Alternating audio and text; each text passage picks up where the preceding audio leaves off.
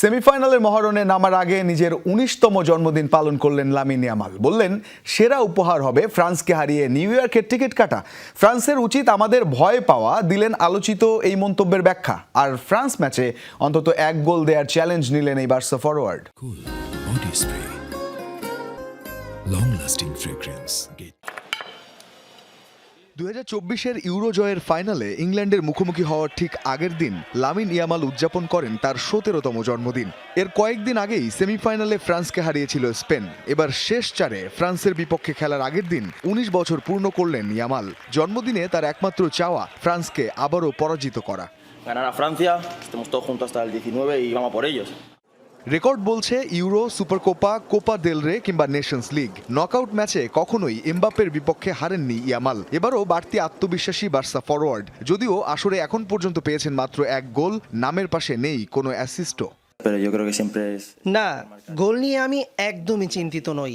তবে আমার মনে হয় এই ধরনের ম্যাচগুলোতে গোল করাটা সবসময় স্পেশাল। তাই এই ম্যাচে আমি অবশ্যই চ্যালেঞ্জটা গ্রহণ করছি।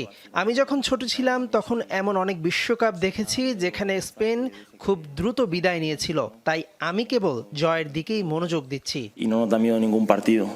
তবে ম্যাচের আগে ইয়ামালকে ব্যাখ্যা দিতে হলো নিজের করা আগের এক মন্তব্যের। ফ্রান্স আমাদের চেয়ে ভালো দল নয়, ওদের উচিত আমাদের ভয় পাওয়া। ইয়ামালের এমন উক্তি নিয়ে আলোচনা সমালোচনার ঝড় বইছিল রীতিমতো।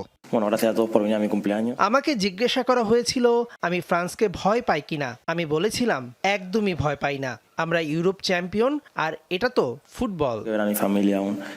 ইয়ামালকে প্রশ্ন করা হয় স্প্যানিশ প্রধানমন্ত্রী মারিয়ানো রাহের বিতর্কিত মন্তব্য নিয়েও। রাহোয় বলেছিলেন, ফ্রান্স দুর্দান্ত দল হলেও সেখানে ফরাসি খেলোয়াড় নেই। মরক্কান বাবা ও সেন্ট্রাল আফ্রিকার দেশ ইকুয়েটোরিয়াল গিনির মায়ের সন্তান ইয়ামাল সেই মন্তব্যে বিতর্ক না বাড়িয়ে দিয়েছেন সম্প্রীতির বার্তা। Yo creo que mañana vamos a jugar uno de los partidos. আমরা এমন একটি ম্যাচ খেলতে যাচ্ছি যা বিশ্বকাপে খেলার মতো সবচেয়ে সুন্দর ম্যাচগুলোর একটি। আমি এই মুহূর্তে ওইসব বিতর্কের মধ্যে জড়াতে চাই না। তবে ফুটবল যদি কোনো ভালো কাজে আসে তা হলো মানুষের মেলবন্ধন। আর এর বড় উদাহরণ ফ্রান্স এবং আমাদের দল। অন্য কেউ কি বলছে তা নিয়ে মাথা ঘামানোর কিছু নেই। Lo importante y ojalá que mañana... হীরার একটি দামি হার পরে সংবাদ সম্মেলনে এসেছিলেন ইয়ামাল, যেটা নিজেই নিজেকে দিয়েছেন উপহার। তবে এই স্প্যানিশ তারকা বললেন, সেরা উপহারটি হবে সেমিফাইনাল জিতে নিউ ইয়র্ক ট্রিপে যাওয়া। todos los torneos son diferentes. Ranjan Shanta, Jamuna sports.